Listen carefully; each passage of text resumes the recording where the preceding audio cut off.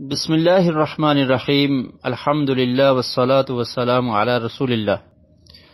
باجماعت نماز پڑھنے کے لیے صفوں کو درست کرنا یہ بہت ضروری امر ہے، اور صفوں کو درست کرنا یہ واجب ہے، ضروری ہے۔ اور جو لوگ صفوں کی درستی کا خیال نہیں رکھتے ان کے بارے میں نبی کریم صلی اللہ علیہ وسلم کا ارشاد ہے۔ آج اس بارے میں ہم دو احادیث آپ کے سامنے ذکر کریں گے، اور یہ دونوں احادیث بخاری اور مسلم میں موجود ہیں۔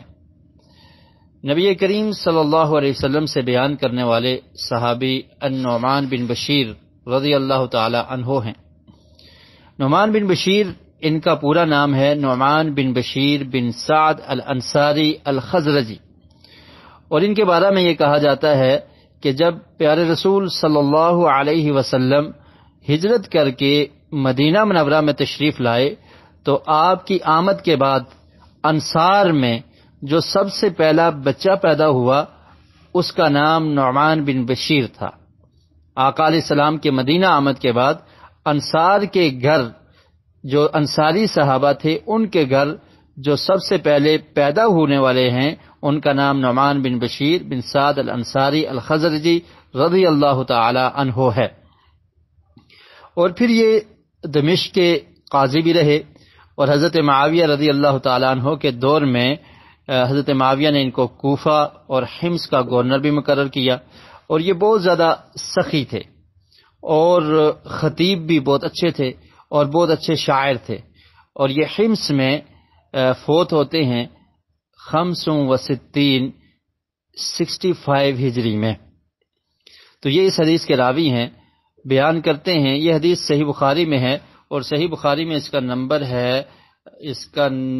صحیح بخاری میں ہے 717۔ بیان کرتے ہیں کہ میں نے نبی کریم صلی اللہ علیہ وسلم کا یہ فرمان سنا، لَتُسَوُّنَّ صُفُوفَكُمْ أَوْ لَيُخَالِفَنَّ اللَّهُ بَيْنَ وُجُوهِكُمْ، کہ تم ضرور صفوں کو درست کیا کرو، صفوں کو سیدھا کیا کرو، یا اللہ رب العالمین تمہارے اندر اختلاف کو پیدا کر دے گا۔ یعنی اگر صفوں کو سیدھا نہیں کرو گے تو اللہ تعالیٰ تمہارے نظریات مختلف ہو جائیں گے، تمہارے آپس میں اختلافات ہو جائیں گے، تمہاری ٹولیاں بن جائیں گی، تفرقہ بازی ہو جائے گی، تمہارے اندر اختلافات پیدا ہو جائیں گے صفوں کو درست نہ کرنے کی وجہ سے۔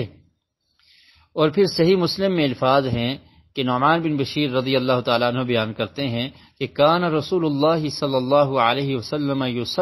یسوی صفوفنا حتی کانما یسوی بها القداح، کہ اللہ کے رسول ہماری صفوں کو سیدھا کیا کرتے تھے، اور اس طرح سیدھا کرتے کہ جس طرح کوئی تیر انداز اپنے تیر کو سیدھا کرتا ہے کہ جا کر یہ صحیح نشانے پر لگے اور اس کو سیدھا کرتا ہے، کمان میں فٹ کرتا ہے، تو فرمایا کہ اس طرح ہماری صفوں کو اللہ کے رسول سیدھا کیا کرتے تھے۔ پھر بیان کرتے ہیں کہ حتی رعا انا قد عقلنا عنہ، اللہ کے رسول یہ سمجھ چکے کہ ہم نے صفوں کو درستگی کو محسوس کر لیا ہے، اس بات کو سمجھ لیا ہے۔ ثم خرج یوما فقام، پھر ایک دن اللہ کے رسول نماز پڑھانے کے لیے تشریف لائے، حتی کاد یکبر فرعا رجلا بادیا صدرہ من الصف، تو قریب تھا کہ اللہ کے رسول نماز کی ابتدا کرتے، تکبیر تحریمہ کہتے، تو آپ نے اچانک دیکھا کہ ایک آدمی کا سینہ صف سے آگے نکلا ہوا ہے، آگے بڑھا ہوا ہے وہ آدمی، اور اس کا سینہ آگے کی طرف نکلا ہوا ہے۔ تو اللہ کے رسول صلی اللہ علیہ وسلم نے ارشاد فرمایا، عباد اللہ، اے اللہ کے بندو، اللہ کے بندوں کہا کہ تاکہ تم اللہ کی عبادت کے لیے کھڑے ہو، اور پیارے انداز سے اللہ کے رسول نے فرمایا، عباد اللہ، اے اللہ کے بندو، لا تسوُّنَّ صفوفکم او لا یخالفن اللہ بین وجوہکم، کہ تم ضرور صفوں کو سیدھا کیا کرو، اور اگر ایسا نہیں کرو گے تو کہیں اللہ تعالیٰ تمہارے درمیان اختلاف نہ پیدا کر دے۔ تو اس لیے نماز میں صفوں کو سیدھا کرنا، صفوں کو درست رکھنا یہ واجب اور ضروری ہے۔ اور پھر صفوں کو کیسے درست کرنا ہے اس کے بارے میں بھی صحیح مسلم میں حدیث ہے۔ ابی مسعود رضی اللہ تعالی عنہ سے روایت ہے، وہ کہتے ہیں کان رسول اللہ صلی اللہ علیہ وسلم یمسح مناکبنا فی الصلاۃ ویقول استووا ولا تختلفوا فتختلف قلوبکم، کہ اللہ کے رسول ہمارے کندھوں کو چھوتے تھے کندھوں کو ہاتھ لگایا کرتے تھے نماز میں. جب ہم جماعت کے لیے کھڑے ہوتے تو ہمارے کندھے پر ہاتھ لگا کر یہ کہتے کہ سیدھے ہو جاؤ اور اختلاف نہ کرو، آگے پیچھے نہ ہو. اگر تم صفوں کو سیدھا نہیں کرو گے تو اللہ تعالیٰ تمہارے دل میں اختلاف پیدا کر دے گا. تو دلوں کا متحد ہونا، جیسے دلوں سے انسان مسلمان آپس میں متحد ہوتے ہیں، ان کے درمیان محبت ہوتی ہے، تو ان کے اعضاء سے بھی یہ محسوس ہونا چاہیے کہ وہ بالکل سیدھے کھڑے ہیں اور ان کے درمیان کوئی اختلاف نہیں ہے.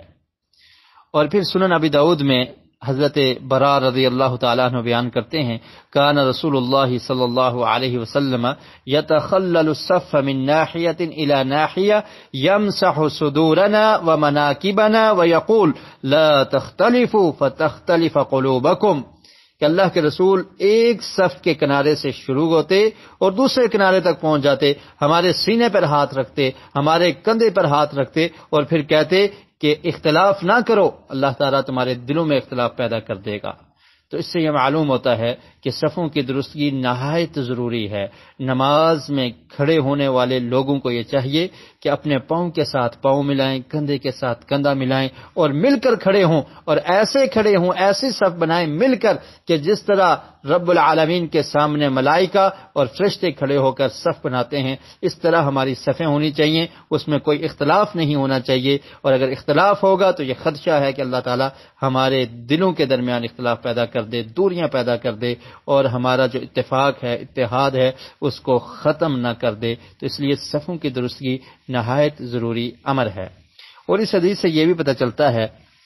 کہ اللہ کے رسول صلی اللہ علیہ وسلم نے جو لوگ صفوں کو درست نہیں کرتے ان کو وعید سنائی ہے کہ اللہ تعالیٰ تمہارے دلوں میں کہیں اختلاف پیدا نہ کر دے. اور پھر آپ دیکھیے کہ اللہ کے رسول صلی اللہ علیہ وسلم کتنے حریص تھے کہ صفوں کو بالکل سیدھا کیا کرتے تھے، اور پھر خود صحابہ کرام کے کندھوں کو ہاتھ لگاتے، ان کے سینوں کو ہاتھ لگا کر صف کو بالکل برابر کیا کرتے تھے. اور یہ امام کی ایک ذمہ داری ہے کہ وہ صفوں کا دھیان رکھے، ان کو سیدھا کروائے. جس طرح ایک لشکر کا جو لیڈر ہوتا ہے وہ اپنے لشکر کی درستگی کرتا ہے، اسی طرح امام چونکہ لیڈر ہے تو اسے چاہیے کہ اس کے پیچھے نماز پڑھنے والے جو حضرات ہیں ان کی صفوں کی درستگی کروائے اور ان کو یہ بتائے کہ صفوں کو درست کرنا یہ ایک ضروری امر ہے. اور پھر اس حدیث سے یہ بھی پتہ چلتا ہے کہ اللہ کے رسول صلی اللہ علیہ وسلم